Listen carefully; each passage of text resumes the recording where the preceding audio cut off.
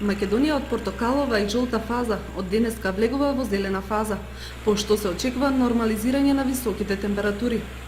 За утре се најавуваат максимални 36 степени Целзиусови, а минималните ноќни температури ќе се спуштат до 17 степени. За петок се најавуваат и врнежи и температури до 32 степени Целзиусови. По информациите од Управата за хидрометеоролошки работи, дека од денес и во наредните денови се очекува намалување на температурите, односно целата територија на Македонија ќе биде во така наречена нулта или зелена фаза. Министерството за труд и социјална политика ја повлекува забраната за работа на отворено во период од 11 до 17 часот.